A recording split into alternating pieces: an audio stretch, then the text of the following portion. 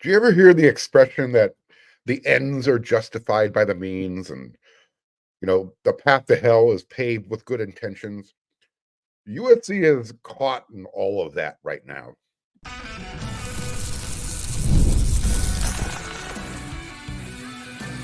You are Locked On Trojans, your daily podcast on the USC Trojans, part of the Locked On Podcast Network, your team every day. Hey, fight on, everyone. I'm your host, Mark Colkin, and thank you for making Locked On USC part of the Locked On Network, your first listen every day. Whether you're watching the show on YouTube, wherever you are downloading your podcast, the show is always free, and I always appreciate your support. Today's episode is brought to you by FanDuel. Place your first $5 bet, and they're going to get you started with $200 in bonus bets guaranteed. Visit FanDuel.com to get started. So the ends justify the means. You've heard that phrase before. It means that the desired result is so good. It's so important that you get there. It doesn't matter how you get there. By any means necessary. Doesn't matter if it's good, bad, whatever. It's kind of like if you ain't cheating, you ain't trying, that type of thing. But even when you do all the right things, all the positive things, the way you should be doing it, you don't always get the desired results. Sometimes stuff happens. It just doesn't work out for you. For example, let's take the game against Penn State. USC won the turnover battle. They had 3. Penn State had 1. I'll even take it away. I'll even make it more generous. USC had 2. Penn State had 1. The third one, Deuce Robinson collected that late interception late in the game, that Hail Mary. Nevertheless, they created 3 turnovers. Penn State won. Here's the problem. USC's doing all the right things. They're generating the turnovers. They weren't able to maximize on those results. Those issues came up. For instance, USC had the ball when Penn State had just basically, USC, off of those 2 turnovers, they were only able to create or generate 2 field goals. And that's after they had the ball both times inside Penn State's 30-yard line. So if you read my game day notes and observations report, you can check that out over on wearesc.com. You would actually see that I mentioned this during the game. It's kind of it's a stream of consciousness type of thing. I'm highlighting key moments throughout the game, and then afterwards I'll add some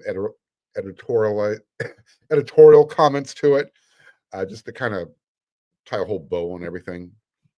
Anyway, USC had a chance to go up 21-3, but it kind of went to waste when the offense stalled out. So first example, there was 12 minutes, 15 seconds left to play in the second quarter. And this is what I wrote when it happened. The end result was, after the first turnover, the first interception that USC collected, Michael Lance kicked a 45-yard field goal. That gave USC a 17-3 lead. There was 10 minutes, 5 seconds left in the half. So USC had the ball starting with 12 minutes, 15 seconds inside Penn State's 30. 2 minutes, 10 seconds come off the clock. They end up settling for a field goal. This is exactly what I wrote during the game. Mark this moment because USC's offense generated -2 yards on 4 plays, and they had to settle for a field goal. This is one of those times USC should have put their boot on James Franklin's neck, on his team's neck. USC got the 3 points out of it, which is great, but it put, the defense now had to step up and make sure that, Penn State did not take back any momentum from getting that moral victory, keeping USC out of the end zone. Fortunately, USC's defense did. They forced a punt on Penn State's next offensive possession. On that first possession that USC had inside the 30, this was the play calling. Okay, again, it started at Penn State's 26-yard line. You had a running play for Woody Marks, no gain. You had the Miller Moss pass to Zachariah Branch for -3 yards. And then Woody ran the ball 1 yard to the right side. Here's my thought process on this. On first down, isn't that when you take a shot downfield, make them pay for the mistake? I mean, you're already in field goal range regardless. If you're at the 26, 7 yards back, that's 30. It's a 43-yard field goal. That's well within Lance's range. And look, I'm actually cool with running it on first down. USC at that point already had 143 rushing yards on 7 carries. Granted, 75 of it came on that Woody on the Quentin Joyner touchdown. But that sideways pass to Zachariah hasn't worked this year, not once. And a lot of that has to do with the way, the play is executed. I've talked about this before. When he doesn't leave the line of scrimmage, that the defender knows what's coming. And they're pinning their ears back and they're just taking a direct straight line right at Zachariah. And the blocking isn't good enough right now on the outside. Excuse me. So there were no downfield plays on that series. Again, USC got points. It was a 17-3 lead. Still a good thing, but it was a missed opportunity. This is one of those times when, the ends weren't justified by the means. The other missed opportunity to put Penn State further back on the scoreboard was on USC's last possession of the first half. Remember, just to remind everybody, Penn State was going to start the second half of the ball. They won the coin toss. They elected to defer. So it was, in my opinion, it was imperative that USC put points on the board at the end of the half to make sure they're taking that momentum into the locker room. So USC had 1st and 10 on their own 37-yard line, and the 2-minute warning came about. Woody had a really big play, big yards on a pass play, except on the handoff. It was on a pass play. And then on the very next play, they hand off to him, minimal gain. And then on the next play, 3 plays in a row, excuse me, Woody got a big chunk of yards, but it got called back when Walker Lyons was called for an illegal block. I've watched the play 5 times, 100 times. It was a good block. There was no illegal block. He wasn't illegally chopping anybody. In fact, it looked like it was shoulder to shoulder, but yeah, the Big Ten officiating has been really difficult to understand this year. Moving on. It was, again, one of those phantom penalty calls from those Pac-12 wannabe officials. And I can't believe I'm saying this. I miss the old Pac-12 officiating, at least at this point right now. But because of that penalty call, USC ended up having to kick a field goal. So again, the end result, Lance came in, kicked the 47-yarder, again, which is good. USC got points, but because stuff happens, USC didn't get the opportunity to score a touchdown. So now it's 20-6 going into halftime. 8 points were left on the field. So who do you want to blame? I've kind of covered everything. The execution by the players on the field weren't getting it done. I pointed to the conservative play calling, particularly on that first turnover possession. No shots at the end zone. I just mentioned the crappy officiating that stalled out the second turnover opportunity. When they say the path to hell is paved with good intentions, I mean, that's USC right now. They're doing a lot of really good things. And Coach Raleigh talked about that on the Trojans Live radio show. I'm going to talk about that in the next segment. But man, when you think back to the first half and the points that USC left on the field, just get one of those touchdowns, 1 of 2. It's a different game. USC probably wins the game. Give credit to Penn State. They made some plays as well. But, you look at the play calling, the lack of execution, the poor officiating that contributed. It seems like sometimes it feels like USC can't get out of their own way. It feels like there's always something in USC's way. So, yeah, by any means necessary, whatever it takes to get there, even when they're doing the right things, they're not getting there. We'll see what happens going forward. They're 3-3 at the halfway point. We're going to talk in the next segment again. I'm going to talk about Lincoln Riley. He was on the Trojans live radio show. There is a change coming this week. I'll tell you all about that in just a minute.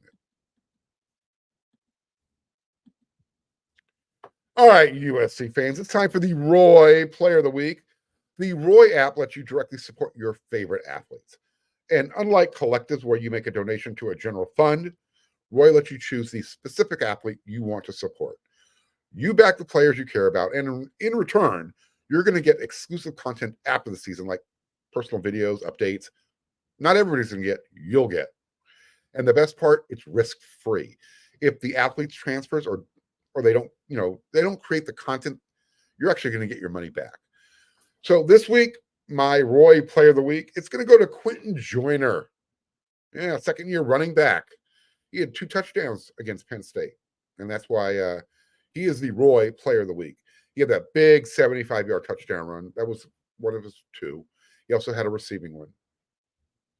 And did you know that Roy is giving one lucky fan 2 tickets to any game of their choice this November? Which game do you want to go to? You got Washington, you got UCLA, you got Notre Dame.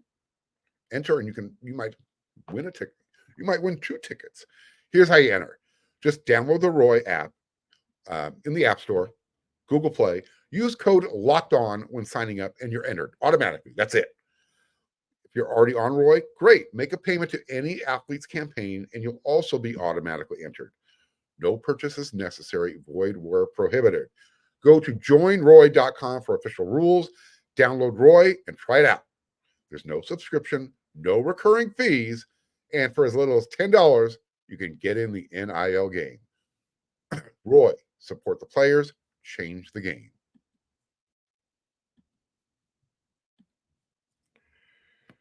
All right, so for those of you who want a quarterback change, there aren't any changes coming this week. Coach Riley, every Monday, he's on the Trojans Live radio talk show. Your host with Jordan Moore, Sean Cody Kessler. And Coach Riley explained why you're not going to see a quarterback change. You're not going to see very many change. You are going to see change. I'm going to get to that here in just a second. This is what he said about making personnel changes. To me, you don't change now. It sends the wrong message to your team.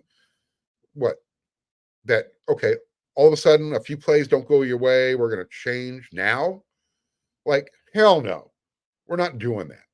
We believe in what we're doing. We believe in what we're building. Close the quote. On yesterday's episode of Locked On USC, I opened up the discussion of what's next going forward. Was Miller Moss's time as the starting quarterback, is it coming to an end? Let me be clear, because I think some of you thought I was suggesting it should happen. That wasn't the case, not even close. So no, I was not suggesting let's sit Miller Moss, put Jaden Mayob in.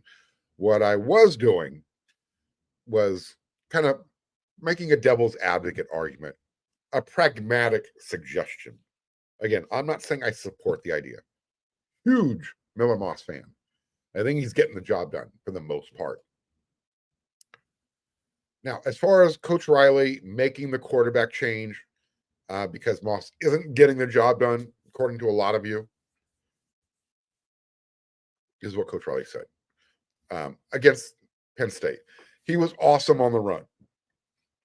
He made some ridiculously good throws. He missed a couple of those that are normally really, really routine for him. Decision-wise, he only had a couple of loose decisions. He did a good job taking care of the ball. So it was a good performance, and it was a couple of loose throws away from being a really, really good performance, in the quote. again, Coach Riley is always going to pump up his players. He's not going to throw them under the bus. I think he was being kind when he said there was a couple of loose decisions there. One of those loose decisions should have been picked off, and that could have really changed the way the game turned out, and not for the better, obviously. Let's not forget, like I said, a couple of those. Oh, he had a couple of really, oh no, throwing moments is how I would describe it. Now, one of his best throws was taken away. I talked about the officiating a little bit in the first segment. He threw a perfect dime to Deuce Robinson, had great touch, deep throw, but that was called back on a holding penalty. That would have set USC up again for another possible touchdown. So as far as Coach Riley is concerned, he said, I think he's hearing some of the noise from the outside, others' opinions, such as myself. So as far as making changes, he said, obviously, we're going to make adjustments.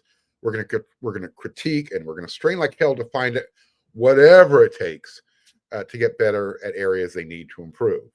But this team's not broken. We're not broken. We just got to keep staying the course and getting better and doing better. We know we have a good football team. We don't need other people's opinions or what they think. We know we have a good team. All right.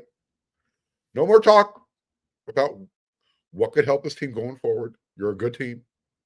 USC is just a few plays away from being 6-0.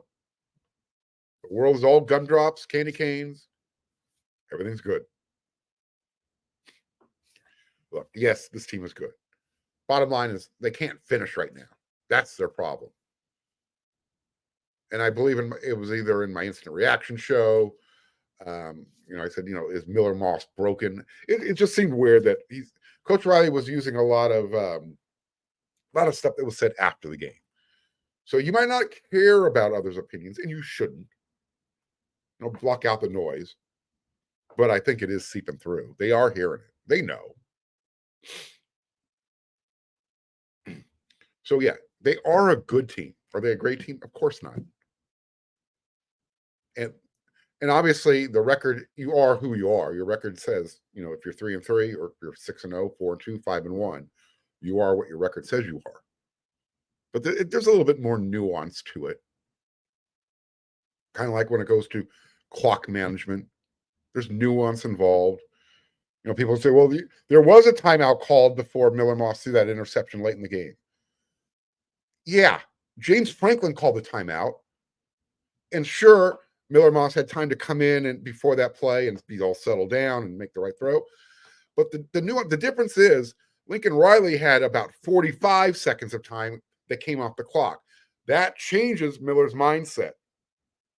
All of a sudden, when you think, well, maybe we have 2 plays, you only have 15 seconds left. You've got to make that next play to set up for the field goal, which again is not a guaranteed make. If you watch carefully, Deuce would have caught the ball around the 29-yard line. Give him a few more yards after the catch, okay? Let's say he's tackled around the 29, 27. Move the ball back another 7 yards. You're over 40 yards on the kick.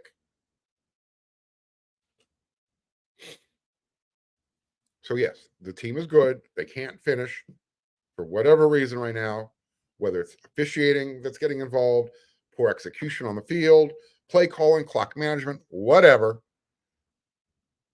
It ain't happening. But they are a good team.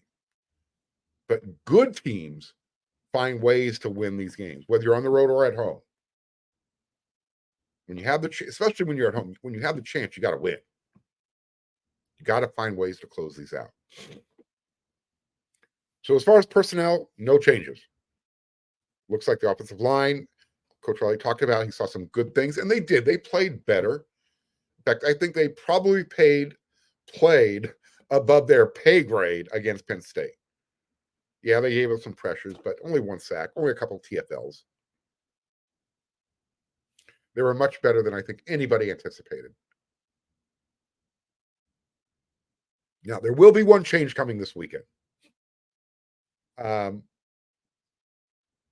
taking their longest road trip, playing at Maryland. So if you were looking for a travel adjustment, there is change coming. But it's not what you think. Not even close. Quote, we're going to adjust just a little bit because this is the longest flight that we have. And so we're going to do a little bit more here on early Friday morning compared to what we've done on some of the other trips, and just get to Maryland and have a little bit less time there. So Riley said the decision to leave Los Angeles later in the day came from feedback from the players and staff from their previous 2 trips to Michigan and Minnesota. Riley called the changes nothing earth-shattering, but they're kind of just shifting things around a little bit. Now, I find this move fascinating. You would think you'd want to get out there a little bit earlier. They think, you don't want the guys hanging around the hotel so much. Sightseeing, off the books. They're not going to do any of that. It sounds like they're taking a red eye. So they'll get there, sometime Friday night. Check in, get some sleep, maybe get some food, get some sleep, whatever. I'm leaving close to midnight on Thursday. I'm arriving early Friday morning around 7 a.m. I think this is interesting. Show up, go to bed, wake up, go play the game. Okay. I don't think the start of the game is going to be an issue. It's 4 o'clock on the East Coast and 1 o'clock on the West Coast. But how's this, working out, getting in late Friday night? How is that going to affect the game? They're doing something different. I would have thought, let's get in as early as possible. Apparently, they don't want everybody just hanging out at the hotel. Waste of time. We'll see if this strategy works out.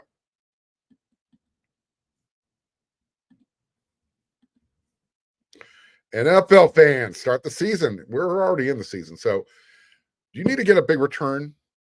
Are you using FanDuel, America's #1 sports book? Do you know that you can place more than just bets over there? You can do everything at FanDuel. You can check out highlights. You can check live play-by-play. And there's actually more you can do than just placing your bets. And if you've never used FanDuel before, here's the perfect chance to get started. When you open up an account, you're going to get started with $200 in bonus bets guaranteed. All you got to do, place a $5 bet. That's it. You get $200 in bonus bets guaranteed. That's FanDuel.com.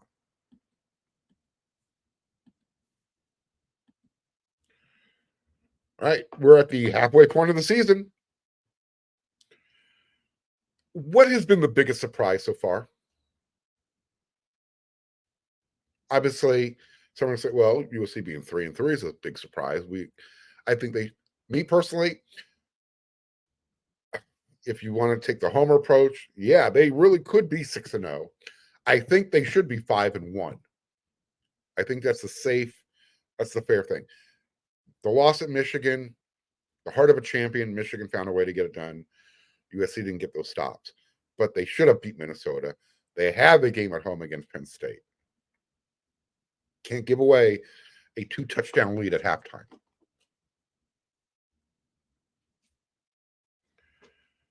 Here's another surprise, at least for me. Why does Deuce Robinson have the same amount of interceptions as the secondary? 1. That ain't good. I mean, the secondary has played well, much better in run support. But the interception against Penn State, Deuce had 1. You had Desmond Stevens the second. The linebacker had the other one. For me, I think the biggest surprise so far this year, it's got to be Zachariah Branch, the super sophomore who's having a slump this year. Again, I'm not picking on him.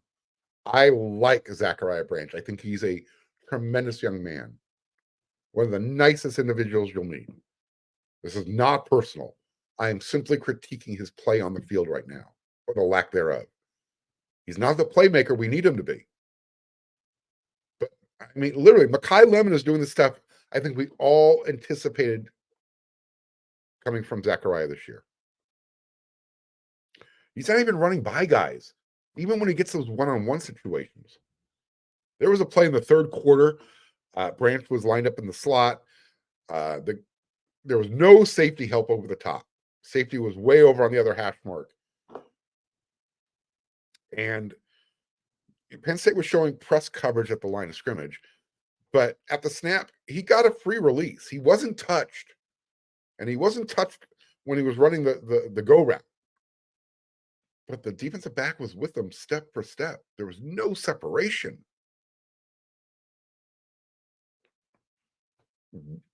Again, I don't think he's hurt, but he's lost that burst. You know, if he was a 4.2 guy in track and field or in the 40, he's not displaying that right now. That's been one of the surprises for me is the lack of big plays from Zachariah. And I could point to special teams. I've done that enough so far. His indecisiveness. I'm talking about specifically when he's getting these opportunities on offense. Go back to the LSU game. He dropped a walk-in touchdown. He's not selling the wide receiver screen when he's lining up. He's standing at the line of scrimmage. That's why they're having so much trouble blocking for it. Rooting for the young man. I want to see him bust out and be that dude. He's got to be that guy. But he might be pressing. One of the positive big surprises is USC's red zone defense. These guys play physical football. They really do. You know, Kamari Ramsey, hey, we nut up. Have they been perfect? No. But, look, everything was going to be better than last year's defense. But you can really see it when they're on the field. Nothing comes easy in those goal line stands. Nothing. And we know they had one taken away from them the week before against Minnesota. PJ Fleck threw a fit. He was working the officials all game long. He was working the media all week long leading up to the game. Look what happened. I don't know, maybe Lincoln Riley needs to start doing that. Don't hate the player, hate the game. He talks about constantly, they talk with the Big Ten office, to explain the way the games are being officiated. They're still trying to adapt, I guess. Better adapt soon. Again, it's hard to put a lot of blame on the officiating, but they are making calls that are affecting the game. You can't deny that. Cannot deny it at all. But you can't blame them for the losses. You could blame them partially. They are making, it just doesn't seem like any of the calls are going USC's way right now when they needed to happen. All right, so what has surprised you so far up to the halfway point? You know where to hit me up. Hit me up in the comments section on YouTube. If you haven't subscribed yet, why not? It's quick, it's easy, it's free. Click the red subscribe button. Smash that thumbs up. That way you help the show grow. Don't forget to hit that bell notification button. That way you don't miss an episode. I'll be back with another one tomorrow. That's what we do around here every day, 5 times a week, plus post-game reaction. All right.